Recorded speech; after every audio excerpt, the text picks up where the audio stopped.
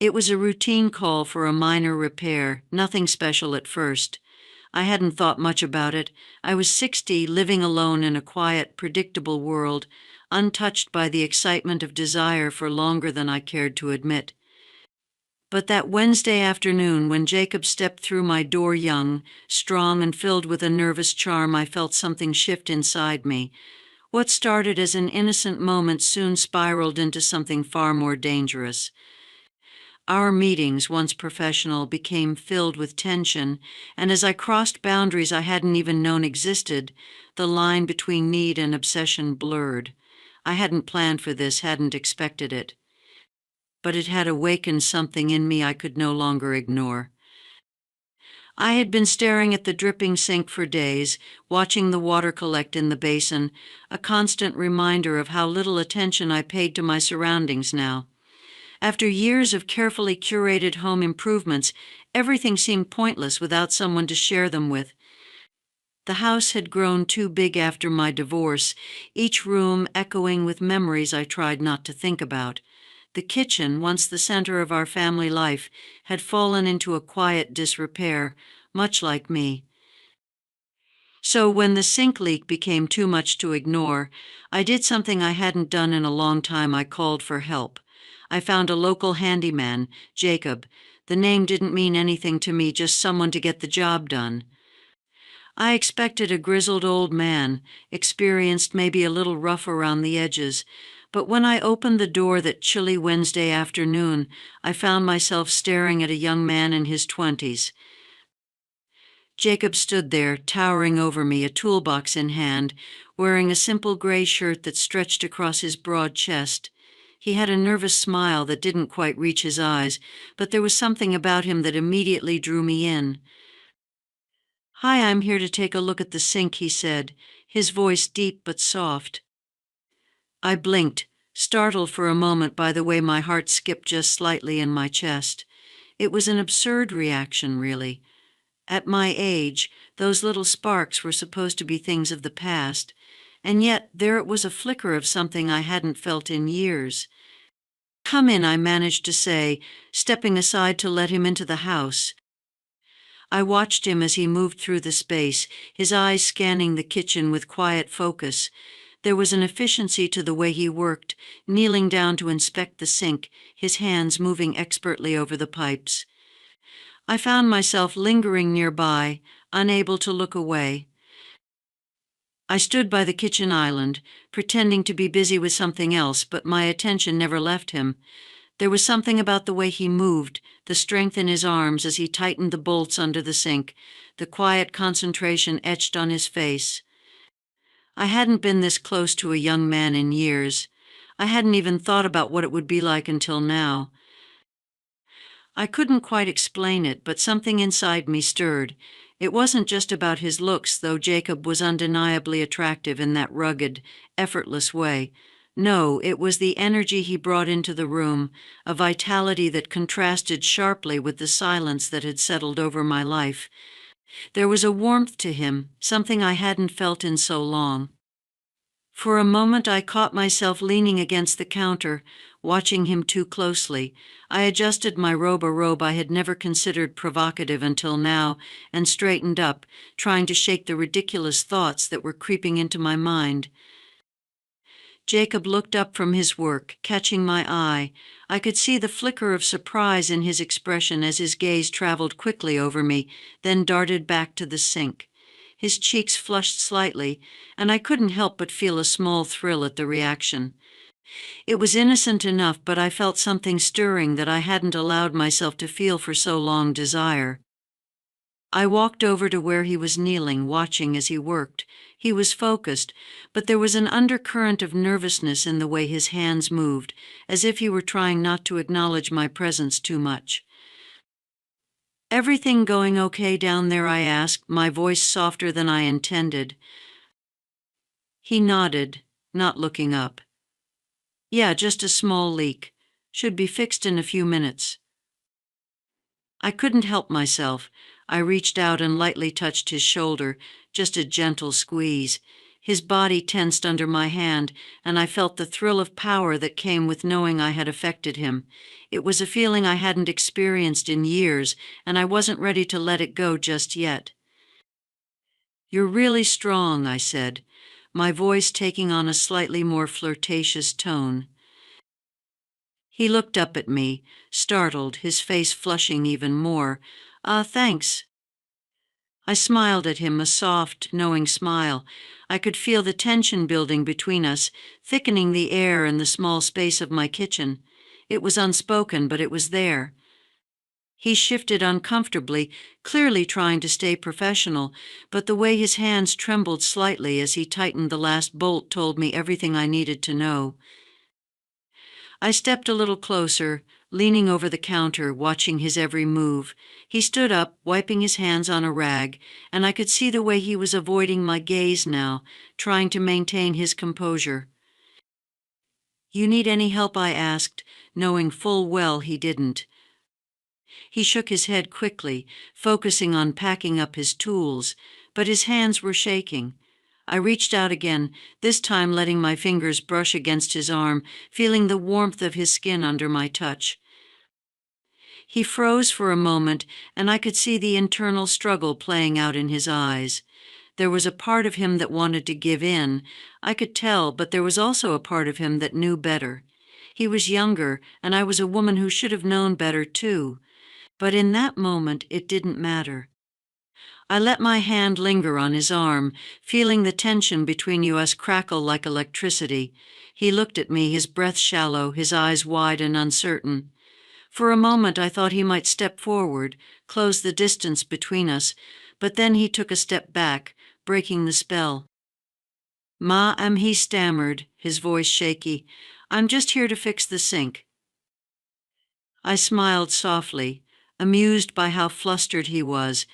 "Are you sure there's nothing else that needs fixing?" I asked, my voice teasing now. He looked like he didn't know whether to stay or run. His hands were trembling as he gathered the last of his tools, and I could see the way he was struggling to maintain control. I took a step closer, my lips just inches from his. "There's something else you could take care of for me," I whispered, my voice low and suggestive. He didn't respond, just stared at me, frozen in place. I leaned in, as if I were about to kiss him again, but before I could, he took a quick step back, his hands up in front of him as if to ward me off. "I can't," he said, shaking his head. "I really can't." I pouted, feeling a little disappointed, but I knew he wasn't going to give in. Not yet, anyway. He left in a hurry, practically running out of the house, leaving me standing there in the kitchen, alone again. But there was something about the way he left. It wasn't just the awkwardness. There was a tension that hung in the air, something unfinished, something unresolved. And I knew, deep down, that while Jacob had said no, it wasn't because he wasn't interested. It was because he didn't trust himself not to say yes. The days that followed were a strange mix of excitement and frustration. I couldn't stop thinking about Jacob, about the way he had hesitated, the way his eyes had lingered on me just a little too long. It had been years since I'd felt this way, since I'd felt anything, really, and now suddenly there was this young man who had stirred something inside me, something I thought had long since died. I didn't expect to see him again. I figured he had probably told himself he wouldn't come back, that he couldn't come back. But then, about a week later, my phone rang. I didn't recognize the number, but when I answered, it was him. "Hi, this is Jacob, the plumber. I was just calling to check if everything's okay with the sink. Did the fix hold up?" His voice was polite, professional even, but I could hear the tremble beneath it. He was nervous, and that thrilled me more than I cared to admit. "Oh, Jacob," I said, trying to keep my tone casual, though I knew exactly where this was going. "Funny you should ask. The sink is fine, but there's another issue in the bathroom I was hoping you could take a look at. It's probably nothing major, but I wouldn't feel right if I didn't have a professional check it out." There was a pause on the other end of the line. I could hear him weighing his options, deciding whether he should come back. "I can be there in about an hour," he said finally. When I hung up, I couldn't help but smile to myself. This time, I had no intention of letting him off so easily. When Jacob arrived, he was visibly more nervous than the first time.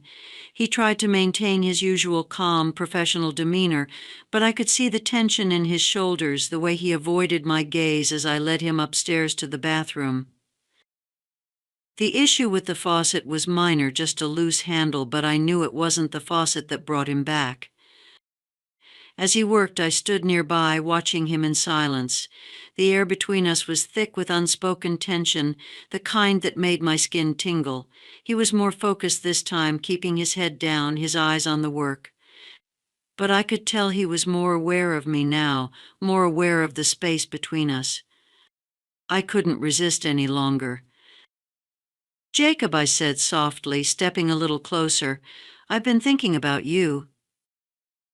He paused for a moment, his hand tightening around the faucet. He didn't look up, but I could see the way his knuckles turned white, the way his breathing quickened just slightly. His voice was cautious, like he wasn't sure if he should acknowledge what had happened before. "I haven't been able to stop thinking about last time," I continued, my voice low, intimate. "You seemed interested, but you held back. Why was that?" He didn't answer at first, his hands still working on the faucet, but I could see the conflict in his eyes. I'm a professional," he said finally, his voice barely above a whisper. "It wouldn't be right." "Wouldn't it?" I asked, stepping even closer now. I could feel the heat radiating off him. "Who says what's right or wrong, Jacob? You're a grown man, and I'm a grown woman. We both know there's something here, something between us. You can feel it, can't you?" He looked at me then, his jaw clenched, his eyes filled with the same conflict that had been there the last time. He was struggling, I could see it. He was trying so hard to stay professional, to keep that distance between us. But the tension had already built to the point of no return, and I wasn't about to let it go now. I let my hand brush against his chest, feeling his heartbeat racing beneath my fingertips. His breathing hitched, and for a moment I thought he might step back again, but then without warning he reached out and grabbed my arm, pulling me toward him. It wasn't rough, but it was firm. His face was inches from mine now, his breath warm against my skin. "Margaret," he said, his voice low and intense, "this isn't a game." "I never said it was," I replied, my lips curling into a smile. There was no going back now. Jacob's hands were still on my arm, firm but hesitant, as if he didn't trust himself to let go. There was something raw and unguarded in his expression now, no more of the nervous politeness he had shown before. His eyes locked onto mine, and I could feel the tension between us shift into something deeper, something far more dangerous.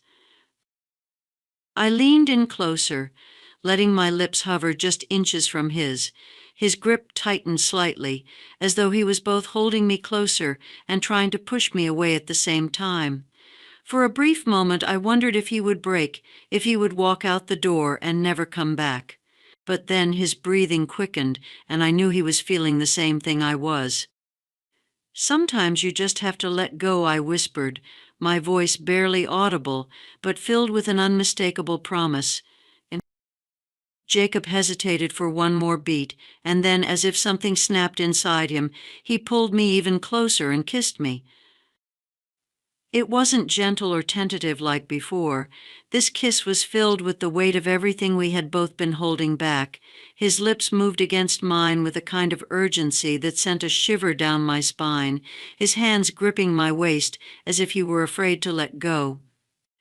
I kissed him back, my arms wrapping around his neck, pulling him closer still, feeling the heat between us building with every second.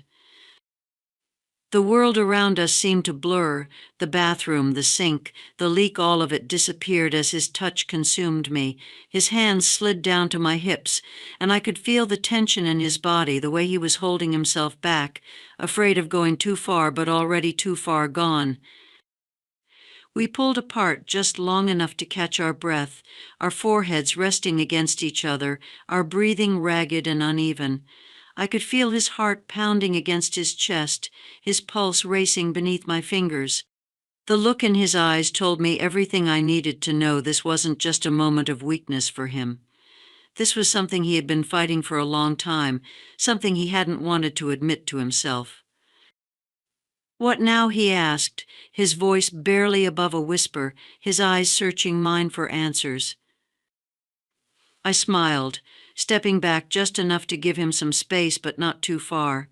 I could feel the pull between us, the undeniable connection that had brought us to this point. "I think you know the answer to that, Jacob," I said softly, my voice filled with a quiet confidence I hadn't felt in years. "We've already crossed the line. Why stop now?" For a moment he didn't say anything. He just stood there watching me, the conflict still flickering in his eyes. But then, with one last glance at the door, he reached for me again, his hands finding their way back to my waist, pulling me closer. This time, there was no hesitation, no second thoughts. This time, we both knew exactly what we were doing. The rest of that afternoon passed in a blur. Jacob and I barely made it out of the bathroom, the tension between us finally unraveling in a way that felt both inevitable and exhilarating. His hands were everywhere, my shoulders, my waist, my hips, his touch firm yet respectful, as if he were letting go of control but still holding on to some semblance of restraint. But I didn't want restraint. Not now. I hadn't felt like this in years, not since before the divorce. My life had been filled with routine for so long: dinners alone, quiet nights in front of the TV, the occasional call from my grown children. I hadn't realized how much I had been craving this, how much I needed to feel wanted again, desired. Jacob kissed me deeply, his lips trailing down my neck, his hands sliding down to grip my hips. I let out a soft gasp, my head falling back as I gave in to the moment. There was something intoxicating about being with him, this young, strong man who seemed to see me in a way no one had in so long. It was more than just physical attraction, it was a connection that went deeper, something neither of us had expected but couldn't deny. We eventually made our way to the bedroom, the air between us charged with a kind of energy I hadn't felt in years. As we lay together, tangled in the sheets, I couldn't help but smile to myself, feeling more alive than I had in what felt like a lifetime. "I've never done anything like this," Jacob murmured, his voice low and husky as he lay beside me, his fingers tracing lazy circles on my arm. "Neither have I admitted, my voice just as soft. He turned to look at me, his expression filled with something I hadn't expected: vulnerability. "I shouldn't have," he said, shaking his head slightly, "but I don't regret it." I placed my hand on his chest, feeling his heartbeat beneath my fingertips, and smiled softly. "Neither do I." We lay there in silence for a while after that, both of us lost in our own thoughts. The weight of what had just happened hung in the air between us, but it wasn't uncomfortable. It was as if we had both crossed a line we didn't know existed, but neither of us wanted to go back. Eventually, Jacob sat up, glancing at the clock. "I should go," he said, his voice filled with a reluctance that mirrored my own. "I've been here longer than I planned." "You don't have to," I said, though I knew he couldn't stay. He hesitated, looking at me like he wanted to stay, but then he shook his head. "I don't want this to be awkward," he said, his voice soft but firm.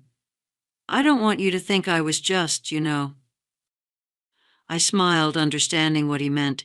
"I don't," I said, sitting up beside him. "You're a good man, Jacob. We both needed this, and I'm glad it happened.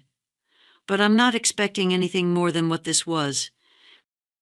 He looked relieved, though there was still a hint of confusion in his eyes, like he wasn't used to things being this simple. "So you're really okay with everything? No weird feelings or anything?" I laughed softly, shaking my head. "No, Jacob, no weird feelings. It was just one of those moments. No strings, no pressure." He nodded slowly, as if he were still trying to process the simplicity of it all.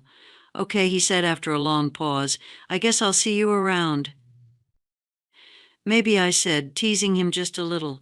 "If my sink breaks again, you'll be the first one I call." That made him smile, and he stood up, grabbing his tools and slinging his bag over his shoulder. But before he left, he turned back to me one last time. "Margaret," he said, his voice soft but filled with sincerity, "I don't regret it. I just want you to know that." I smiled, watching as he opened the door. "Neither do I." And just like that, he was gone. In the days that followed, I found myself thinking about Jacob more than I should have. Every time I walked past the sink, I remembered the way he had looked at me, the way his hands had trembled slightly when I touched his arm. I remembered the heat of his kiss, the way his body had pressed against mine, the way he had hesitated, then finally given in. It had been so long since I had felt like that, since I had felt anything like that. I hadn't expected him to call again. I figured he had probably convinced himself it was a one-time thing, that it shouldn't happen again, and maybe he was right. Maybe it shouldn't have happened in the first place. But I didn't regret it. Not for a second. Still, I wasn't sure if I'd ever see him again. I wasn't even sure if I wanted to. The rational part of me knew that this was dangerous territory, that there was an age gap, a power dynamic, societal expectations, and the very real possibility that we were playing with fire. But the part of me that had felt so alive in his arms didn't care about any of that. I knew that if he called, I wouldn't say no. And then, one afternoon, about a week after he had left, my phone rang. The moment I saw his name flash on my phone screen, my heart skipped a beat. I hadn't been expecting it, hadn't even been hoping for it, but there it was, his name, his number, a doorway back to the thrill of what we'd shared. "Hey," his voice was tentative, cautious, like he wasn't sure if he should be calling. I wanted to check on the faucet, make sure everything's still working fine." There was a pause, and I could hear the uncertainty in his voice, as though he were trying to convince himself that this was still just a professional call. But we both knew better. "The faucet is fine," I replied, letting my voice drop just slightly, enough to let him know that I wasn't talking about the sink. "But there's another issue you might be able to help me with." Another pause. I could almost hear his heartbeat quickening on the other end of the line, the hesitation that told me he was weighing his options, deciding whether or not he should come back. "I'll be there in an hour," Jacob said, his voice barely above a whisper, like he was unsure of the decision he had just made. But I knew deep down that once again he couldn't stay away any more than I could resist asking him back. When I hung up the phone, a wave of anticipation washed over me. It had been a long time since I felt this kind of excitement, a mixture of nervous energy and raw desire coursing through me like a current. I told myself it was just a momentary indulgence, nothing serious, nothing lasting. But the truth was, it had already become more than that.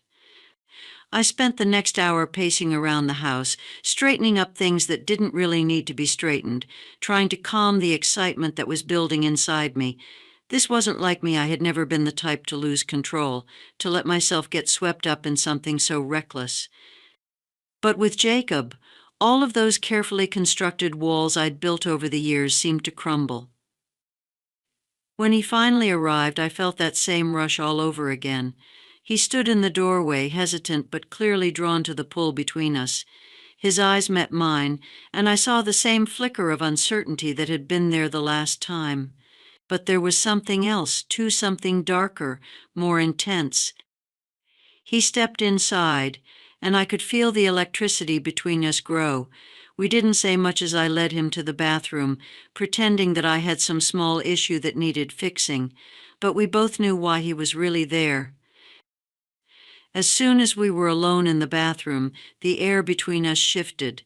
Jacob tried to focus on the task at hand, his hands fiddling with the faucet, but I could see the way his fingers trembled slightly. He was nervous, but so was I. Nervous about what we were doing, but more than that, nervous about how much I wanted this. I stepped closer, watching as he pretended to inspect the faucet, his body tense, his eyes fixed on the task. The silence between us was heavy, thick with unspoken desire. Finally, I couldn't take it anymore. I reached out, placing my hand lightly on his shoulder, feeling the warmth of his skin through his shirt. Jacob froze under my touch, his entire body going rigid. For a moment he didn't move, didn't even breathe. But then, slowly, he turned to face me, his eyes filled with the same conflict I had seen before. "Jacob," I whispered, my voice soft but insistent, "you don't have to pretend anymore." His breath hitched, and for a moment I thought he might pull away again, that he might leave just like last time. But then something shifted in him.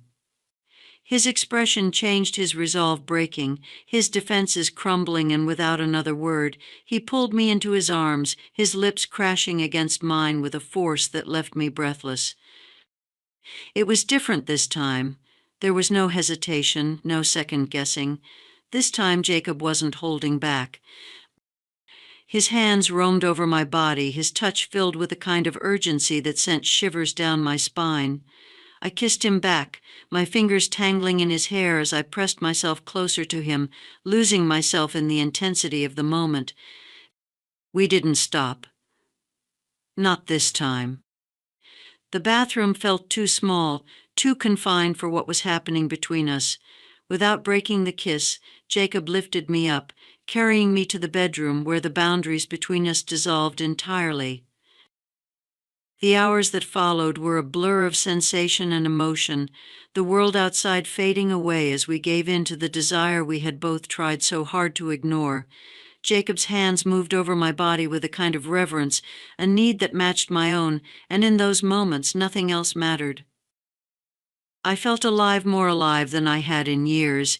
It was as if the years had melted away, and I was no longer the woman who had spent so much of her life wrapped in routine, in the quiet loneliness of a big, empty house. With Jacob, I felt wanted, desired. There was no shame, no guilt, only the heat between us, and the shared understanding that we both needed this. Jacob's touch was both tender and demanding, a mixture of control and release. He kissed me with a hunger that took me by surprise, his lips exploring mine with a passion that made my heart race. I kissed him back with equal fervor, pulling him closer, unwilling to let the moment slip away. As we lay tangled together afterward, our bodies spent, the silence between us was comforting rather than awkward. I could feel Jacob's breath on my neck, slow and steady, as his fingers absent-mindedly traced patterns on my skin. I closed my eyes, savoring the warmth of his body next to mine, the weight of his presence. Neither of us spoke for a long time. There was no need for words. We both knew what had just happened was more than just a fleeting moment of passion. It was something deeper, something that neither of us had expected but couldn't deny.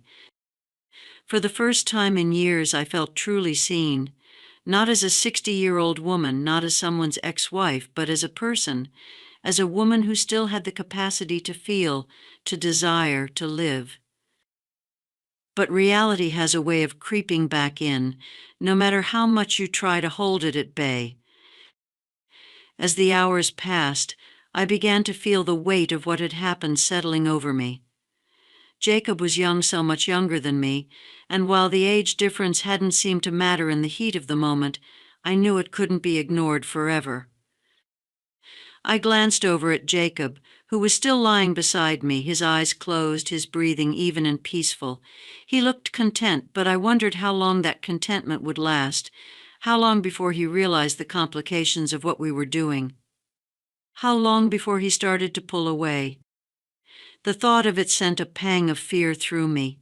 I hadn't planned for this. I hadn't planned to feel anything more than a passing attraction. But now, lying here beside him, I knew it was more than that. I had grown attached to him, more attached than I had ever intended. I sat up slowly, careful not to wake him, and wrapped the blanket around myself. I stared out the window, watching as the last rays of the afternoon sun disappeared behind the trees, leaving the room bathed in a soft, golden glow. This couldn't last. I knew that. The rational part of me knew that this was temporary, that whatever we had shared was fleeting. But another part of me, a part one, hadn't acknowledged until now, wanted it to last, wanted Jacob to stay. And that terrified me. The days that followed were filled with a strange mixture of longing and uncertainty. Jacob and I continued to see each other, but something had changed. He was still kind, still attentive, but there was a distance between us now, an unspoken tension that neither of us could ignore. I knew it wasn't intentional. Jacob was trying to hold on to whatever we had, but I could see the conflict in his eyes every time we were together. He was young, with his whole life ahead of him, and I couldn't help but wonder if he had started to regret the path we had taken. The age difference, which had once felt like a thrilling taboo, now seemed to loom over us like a shadow. I could see the way people looked at us when we were out in public, the curious glances, the judgmental stares. It didn't matter that I felt younger when I was with Jacob, that he made me feel alive in a way I hadn't felt in years. To the outside world, we were something unnatural, something that didn't fit. And slowly I began to feel the weight of that judgment. One evening, as we sat together on the couch, Jacob reached for my hand. His touch was warm, comforting, but there was something in his eyes that made my heart sink. "I've been thinking," he said, his voice hesitant, as though he wasn't sure how to begin. "About us." I felt a lump form in my throat, but I nodded, urging him to continue. "This is complicated, Margaret," he said, his voice soft but firm. "I don't regret anything, but I don't know how to make this work." I knew what he meant. I had been dreading this conversation, but I knew it was inevitable. We had crossed a line, and now we were both struggling to figure out where we stood. "You don't have to explain," I said, my voice calm, even though my heart was racing. "I know this is difficult." Jacob looked at me, his eyes filled with a sadness that I hadn't expected. "I don't want to hurt you," he said, "but I can't keep pretending that this is normal." His words hit me like a punch to the gut, but I forced myself to stay composed. I had known this was coming. I had known that our relationship was built on shaky ground, that it couldn't last forever, but knowing it didn't make it any easier. After that conversation, things between us began to unravel. We still saw each other, but the easy intimacy we had once shared was gone, replaced by an awkwardness that neither of us could shake. I could feel Jacob pulling away, bit by bit, even though he was trying not to. I didn't want to admit it, but I was afraid. Afraid of losing him, afraid of going back to the life I had before. The quiet loneliness of my house, the empty days that stretched out in front of me, it all seemed unbearable now, after everything I had felt with Jacob. One evening I sat alone in the living room, staring at my phone, willing it to ring. Jacob had promised to come by that afternoon, but hours had passed, and there had been no sign of him. I felt a knot of anxiety forming in my chest. He was pulling away, and I didn't know how to stop it. Finally, after what felt like an eternity, my phone buzzed. It was a text from Jacob. "I'm sorry I can't make it tonight. I need some time to think." I stared at the message, my heart sinking. I had known this was coming, but seeing it spelled out in black and white made it all the more real. I didn't respond. I didn't know how to. Instead, I sat there in the dark, the quiet of the house pressing in on me like a weight I couldn't escape. The thrill that had once filled me was gone, replaced by a hollow emptiness that I hadn't expected. I had thought that this was just a fling, something that would make me feel alive for a little while before we both moved on, but it was more than that now. I had let myself care for him, and now I was paying the price. A week passed, and Jacob didn't call. I tried to keep myself busy, filling my days with tasks that didn't really matter, but the emptiness followed me everywhere. I couldn't shake the feeling that something was ending, that whatever we had shared was slipping through my fingers, and there was nothing I could do to stop it. And then one evening, just as the sun was setting, my phone rang. It was Jacob. "Can I come over?" he asked, his voice quiet, almost hesitant. Of course I replied, though I already knew what was coming. When he arrived, there was a tension in the air that hadn't been there before. He looked tired, as though he hadn't slept in days, and I could see the conflict etched in every line of his face. We sat down in the living room, the silence between us heavy with unspoken words. I waited for him to speak, but he seemed to be struggling with what to say. "Margaret," he began, his voice soft, "I've been doing a lot of thinking." I nodded, my heart pounding in my chest. "I care about you," he continued, his eyes locking onto mine, "more than I ever thought I would. But I can't keep doing this. I can't pretend that the age difference doesn't matter. I can't pretend that this isn't complicated." I felt tears prick at the corners of my eyes, but I forced them back, determined to stay composed. I had known this was coming, but that didn't make it any easier. "I understand," I said, my voice barely above a whisper. Jacob looked at me, his expression filled with regret. "I don't want to hurt you, Margaret, but I think it's best if we end this now before it gets even more complicated." I nodded, unable to find the words to respond. I had known all along that this couldn't last, but knowing it didn't make the pain any less real. Jacob reached for my hand, squeezing it gently, as if trying to comfort me in a moment that offered little solace. His touch was warm, familiar, and yet it felt distant, like a reminder of something that was slipping away. "I'm sorry," he whispered, his voice thick with emotion. "I never meant for it to get this far, but I just don't know how to make this work." I looked at him, my heart breaking quietly in my chest. He was right. We had crossed a line that had felt exhilarating at the time, but now the reality of it all was sinking in. The age difference, the secrecy, the uncertainty of where this could lead, it was too much, and we both knew it. "I don't regret anything," I said softly, my voice steady despite the lump in my throat. "I don't want you to think that." Jacob's eyes softened, and for a moment I thought I saw a flicker of hesitation, like he was reconsidering his decision. But then, just as quickly, it was gone. "I don't either," he said, his voice barely above a whisper, "but I can't keep pretending that this is something it's not." I nodded, knowing that there was nothing more to say. We had shared something real, something beautiful, but it wasn't meant to last. And that was the hardest part of all, accepting that some things, no matter how powerful they feel in the moment, aren't meant to be forever. For a few moments we just sat there in silence, his hand still wrapped around mine. It was as if we were both trying to hold on to the last shred of what we had, knowing full well that it was already slipping away. Finally, Jacob stood up, his movements slow and deliberate, like he was giving himself time to process what was happening. He glanced around the room, as if committing it to memory, and then looked back at me. "Take care of yourself, Margaret," he said quietly. "You too." "Jacob," I replied, my voice calm but filled with the weight of everything we weren't saying.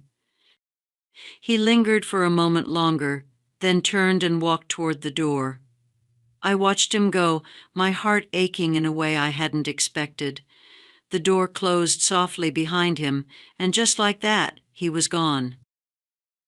The house felt impossibly quiet after he left, the silence pressing in on me like a heavy fog. I sat there for a long time, staring at the door, trying to make sense of everything that had happened. The thrill, the connection, the passion, it had all been real. But now it was over. I stood up slowly, my body heavy with exhaustion, and made my way to the bedroom. The bed felt too big, too empty without him beside me, and as I lay there in the dark, I couldn't help but wonder if I had made a mistake. Had I let myself fall too far? Had I allowed myself to feel too much? But even as the sadness washed over me, I knew that I wouldn't change a thing. What I had shared with Jacob had awakened something in me, something I hadn't felt in years. It reminded me that I was still capable of desire, of passion, of living. And for that, I would always be grateful. The days that followed felt like they were moving in slow motion. The quiet routines of my life returned the same familiar patterns, the same empty spaces. But something had changed. Even though Jacob was gone, the spark he had reignited within me still flickered, refusing to die out completely. I found myself thinking about him often. I wondered what he was doing, how he was feeling. I knew that ending things had been the right decision for both of us, but that didn't make the longing disappear. It lingered in the background, a quiet ache that I couldn't quite shake. I tried to distract myself with small tasks, cleaning the house, organizing my bookshelves, taking long walks around the neighborhood. But no matter what I did, the memories of Jacob lingered in the corners of my mind, teasing me with the possibility of what could have been. One afternoon, as I was sorting through some old photo albums, I came across a picture of myself from years ago, young, vibrant, full of life. I stared at it for a long time, trying to reconcile the woman in the photo with the woman I had become. I had spent so many years trying to fit into the mold of what was expected of me: a good wife, a good mother, a responsible adult, but in doing so I had lost a part of myself. Jacob reminded me of that part, the part that longed for adventure, for connection, for something more than just going through the motions.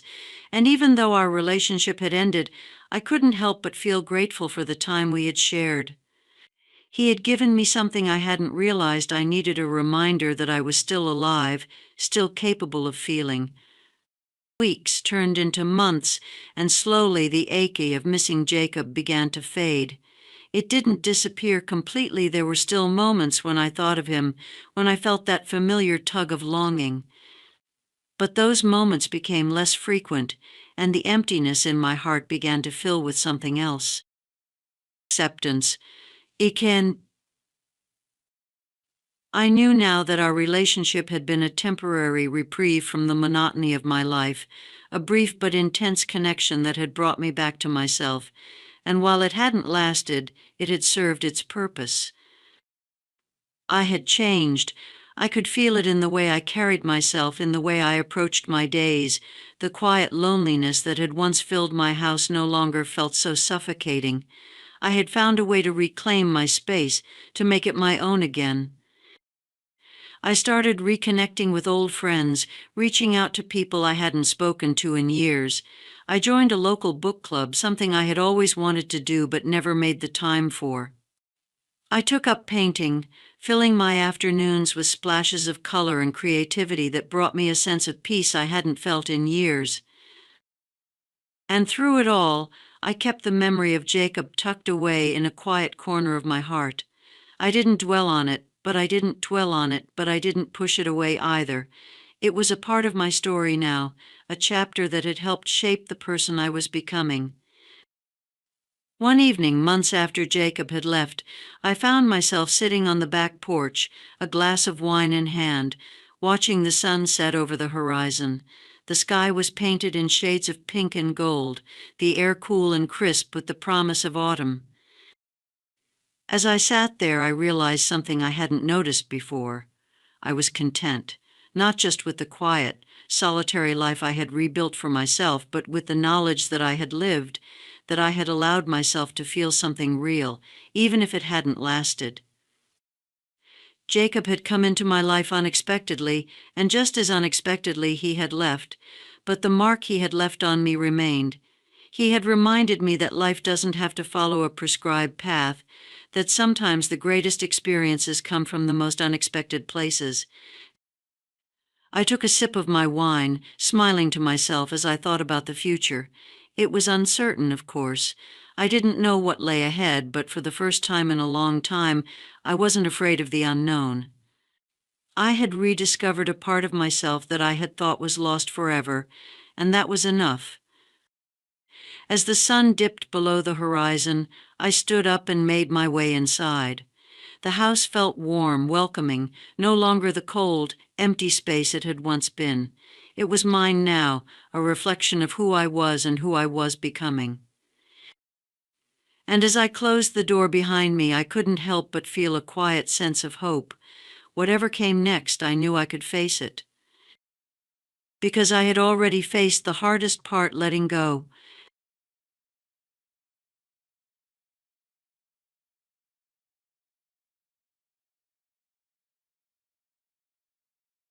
I was 68 years old when I met him, the man who would unravel everything I thought I knew about myself, about my marriage, and about life. After more than 40 years of marriage, it's easy to think that passion has a shelf life, that love, or whatever version of it you're left with after decades, is simply about endurance. You stay because leaving would be too hard, too messy, too much of a hassle. You stay because you don't know what else to do. At least, that's what I told myself for years. I told myself that this was just how life worked, that the excitement I'd felt in my youth, the rush of desire, the thrill of being wanted, was a thing of the past. It was something for younger women, not for someone like me, with my graying hair, my wrinkles, and my stiff knees. But then he came into my life. His name was Ethan, and at 24 years old he was everything Richard wasn't anymore: alive, full of energy, and most of all interested in me. He was supposed to just be the man we hired to fix our kitchen, but he became so much more. And so did I. I became someone I hadn't been in decades, someone I thought I'd buried under the weight of routine and responsibility. This isn't a story about love, at least not the kind of love you read about in fairy tales. It's about something darker, something more primal. It's about desire and the choices we make when we think no one is watching. Choices that have consequences, ones that can shatter lives. Richard and I had a quiet life. After more than 4 decades of marriage, that's what it had become: quiet. Not peaceful exactly, but silent in a way that felt stifling. He was a good man, or at least he had been. He provided for our family, worked hard as an accountant, and never once complained about the burden of being the breadwinner. We raised 2 kids together, saw them off to college, and now they both lived their own lives, far away from us. When Richard retired 5 years ago, I thought things might change. I imagined we'd have more time together, maybe travel a little, rekindle the closeness we once had, but instead he retreated further into his own world. He filled his days with crossword puzzles, books on gardening, and golf games with his friends.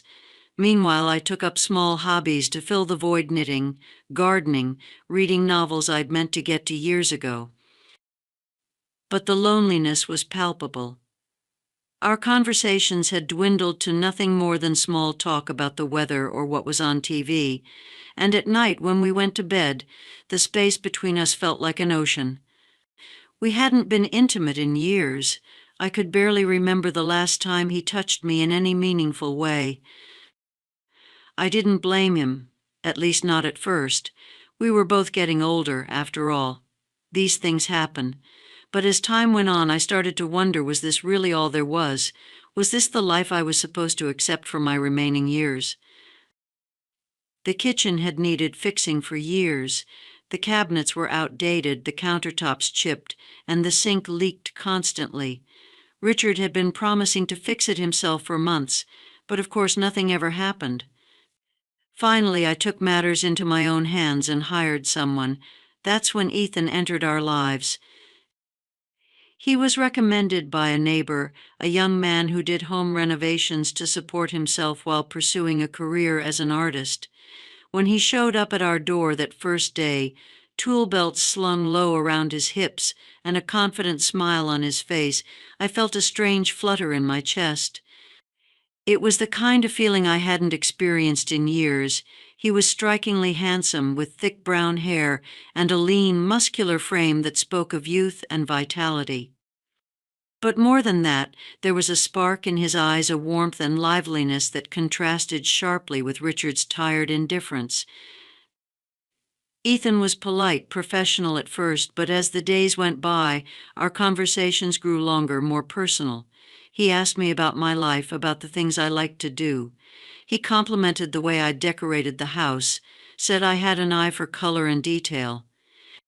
It had been so long since someone had noticed those things about me, so long since anyone had looked at me like I was more than just the woman who kept the house running.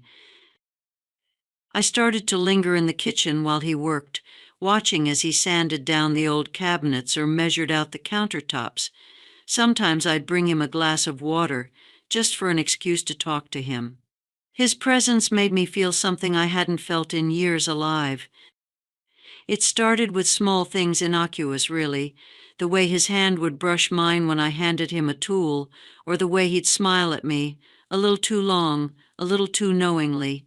At first I brushed it off as nothing more than harmless flirtation. What harm could it do? I was an old woman, after all, and he was just a young man being polite. But those small moments began to add up. The way he looked at me, the way his voice softened when he spoke to me, it all started to feel like more than just politeness, and it awakened something in me that I hadn't even realized had gone dormant. I found myself thinking about him when he wasn't there, wondering what he was doing, what it would feel like to touch him, to let him touch me. One afternoon, while Richard was out playing golf, Ethan and I were alone in the kitchen. He was working on installing the new countertops, and I was pretending to be busy tidying up, though in reality I was just watching him. The air between us felt charged, electric, as though something unspoken was hanging there, waiting for one of us to acknowledge it.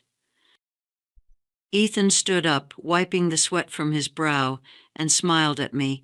"You look tired," he said, his voice low. "Why don't you sit down for a bit?" I laughed nervously, brushing off his concern. "I'm fine, really, just trying to stay out of your way." But then he stepped closer, too close. I could feel the heat radiating off his body, smell the faint scent of sweat and sawdust clinging to his skin. My heart raced, and I told myself to back away, to put distance between us before something happened. But I didn't move.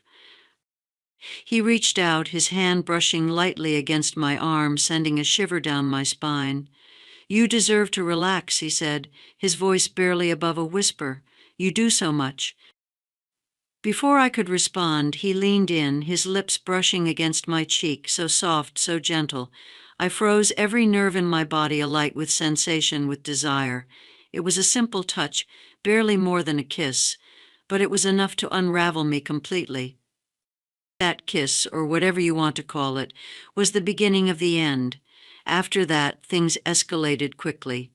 Ethan and I found excuses to be alone, to steal moments together when Richard wasn't around. At first it was just kissing, furtive touches in the shadows of the house, but soon it became more. I should have felt guilty, and in some ways I did. But there was another part of me, a much larger part, that felt alive for the first time in years. With Ethan I felt desired, wanted in a way I hadn't been in decades. I felt young again, as though the years had melted away and I was once more the woman I used to be. It wasn't love, not really. It was something more primal, more urgent. It was my need to feel alive, to feel wanted, to feel like I mattered. And Ethan, for all his youth and energy, filled that need. But with every secret meeting, with every stolen kiss and whispered promise, the weight of what I was doing pressed down on me. I knew it couldn't last. I knew deep down that I was playing with fire. But I couldn't stop myself. The guilt began to gnaw at me almost immediately. Every time I looked at Richard, every time he kissed me goodnight or asked about my day, I felt like a fraud.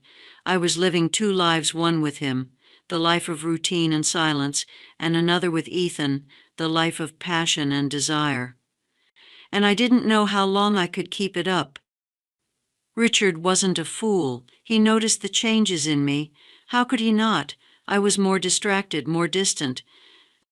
I started making excuses to leave the house, to meet Ethan in secret, and I could see the suspicion in Richard's eyes whenever I returned home, my hair slightly disheveled, my clothes a little too hurriedly put back together. But he never asked. At least not at first. I think part of him didn't want to know, didn't want to acknowledge what was happening right under his nose. We'd been married for too long, and the idea of confronting something like this, something so messy and painful, was too much for him to bear. So he pretended, just as I pretended, that everything was fine, until one day it wasn't. It happened on a Saturday afternoon.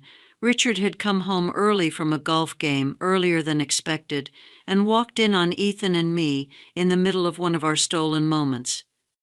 We weren't doing anything incriminating, not really, just standing too close, our faces inches apart, the air between us thick with the tension of what had just happened.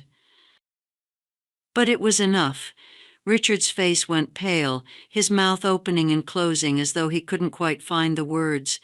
Ethan stepped back quickly, mumbling some excuse about needing to get back to work, but Richard wasn't listening. His eyes were on me, and in that moment I saw the betrayal, the hurt, the anger that had been building in him for weeks, maybe even months. "Mary," he said, his voice trembling, "what's going on here?"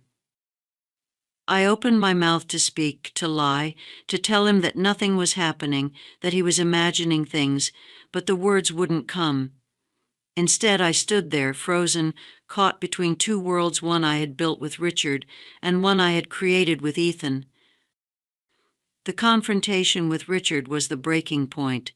After that day, things were never the same between us. Richard didn't yell or scream, as I had feared he might. Instead, he withdrew even further, retreating into a cold, stony silence that filled the house with a suffocating tension. He didn't ask for explanations, didn't demand answers. He simply stopped engaging with me, stopped speaking to me beyond the bare minimum necessary to coexist in the same space. It was worse than any argument we could have had. The silence between us was unbearable, thick with resentment and unspoken accusations. I tried to talk to him, to explain what had happened, but every time I opened my mouth, the words felt hollow, inadequate. What could I possibly say that would make any of this better?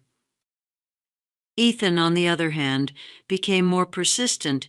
He wanted more from me, more time, more attention, more commitment.